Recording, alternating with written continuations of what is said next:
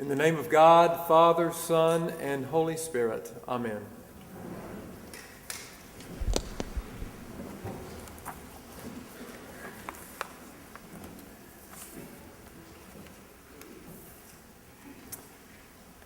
Well, it's a pleasure for me to be here today.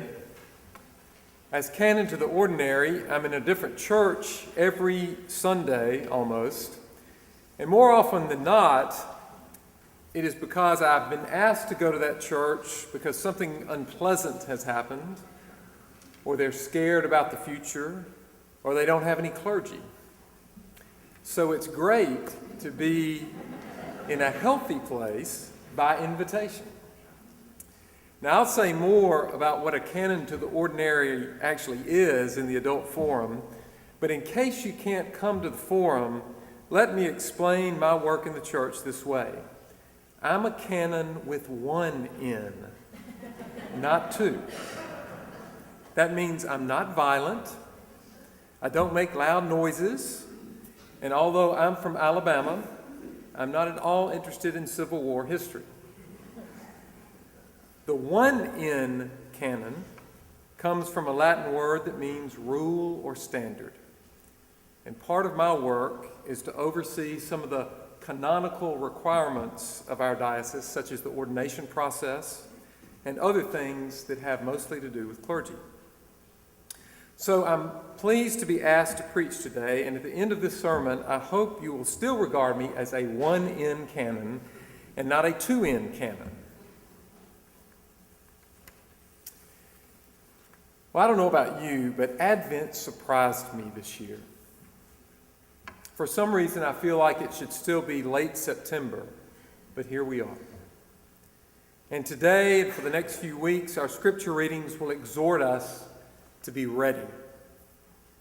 The next 2 Sundays, we will hear the story of John the Baptist, urging us to prepare the way of the Lord. And eventually, we will hear about how Joseph was told in a dream not to be afraid to take Mary as his wife. So the theme of Advent is watchfulness, preparation, readiness, even fearlessness. It will be just like when the flood swept away the world in the days of Noah, Jesus told the disciples. Be ready, he said, because the Son of Man will come just like a thief when you least expect it. I'm finding that I have to remind myself of that this year, and I must confess, there's something about being constantly aware, always ready, that feels a little bit like a burden. I remember when my oldest child began to be mobile. She went from crawling to running. There was no walking in between. And all of a sudden, the family picnics at the lake took on a different feeling. I couldn't get into that deep conversation with my cousin about the upcoming college football season. I needed to keep an eye on the kid. And it was a good thing, too, because she headed for the lake every chance she got. Even though it was still great fun to be there, there was a new responsibility. And for a new parent who was used to a big party at the lake in the summer, there was a hint of a burden as well. Be alert. Be ready. It's not easy. Isaiah addresses this today, in a sense, in our reading. Even when swords are beaten into plowshares, there's still work to do. The fields are ripe for harvesting. Yet Isaiah's vision tells us of a new world where no labor is in vain because it is for the kingdom of God. Are we ready for that kind of world? With all the jingle bell distractions that now seem to start in October, are we ready for a season that asks us to still our hearts? Advent is fundamentally a season of longing for a redeemed world. And we are both called and privileged to be a part of making it happen. We, all of us, get to beat the spears into pruning hooks. We, all of us, get to feed the hungry and visit the sick and love the unlovable. It's hard stuff, but it also means that we are participants in what God has in store for creation, not just passive bystanders. Are you ready for that kind of life? Again, I confess there are times when I am not sure that I am. Many years ago, as I transitioned out of the business world in preparation for seminary, I worked on a construction crew. One day, as we prepared a house for a large, complicated addition to a large and expensive home, the foreman told us that we were going to cut down a tree right next to the house. He had decided that we didn't need to call in professional tree surgeons. We were young and strong, and we had ropes and a chainsaw. We could do the job ourselves and save, as he put it, tens of hundreds of dollars. The challenge was that if the tree fell the wrong way, it would hit the house and surely cost tens of thousands of dollars to fix. But he couldn't be talked out of trying it. So we tied the ropes as high up in the tree as we could get it, and several of us sort of pulled away from the house as hard as we could while he began cutting with the chainsaw. After a minute or so, he stopped and he called to us, "Y'all ready?" This was Alabama, after all. I wasn't so sure, but the guy right next to me yelled, "Ready as I'll ever be."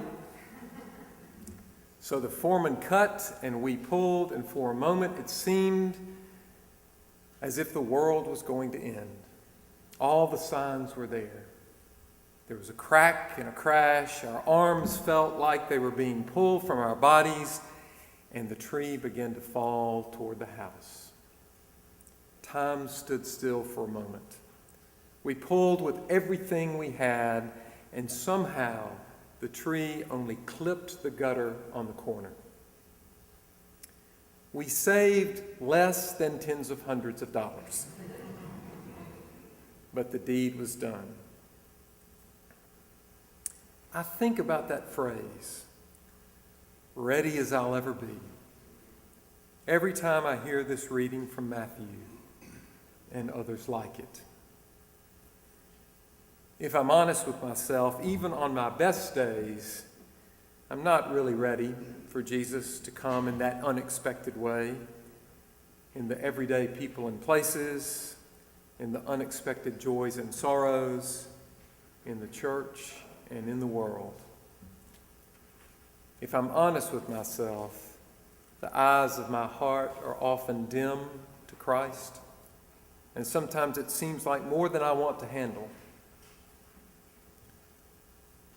But what I've come to realize, come to count on, really, is that being ready is not meant to be a burden to us in our relationship with Christ, but a gift, a way to grow deeper into the grace of knowing that when Jesus comes to us, it's because he loves us. Being ready is to deepen our longing for the one who comes to us like a thief, but instead of taking, gives us everything.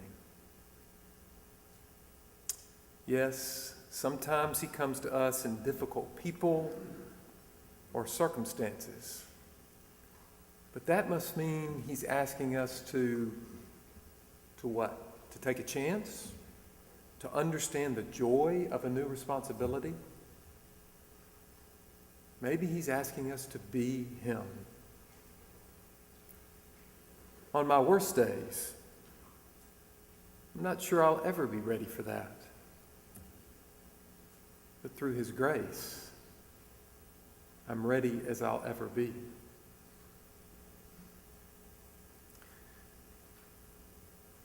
So my prayer is that I'll live in longing this Advent, that I'll open my heart and my eyes to Christ and the world around me, that I will hope for a redeemed world in my relationships, in our society, and in our church. My prayer is that even when I'm not ready, our Lord will prepare the way for me so that I may then prepare the way for him. If you feel any of these things, I pray the same for you.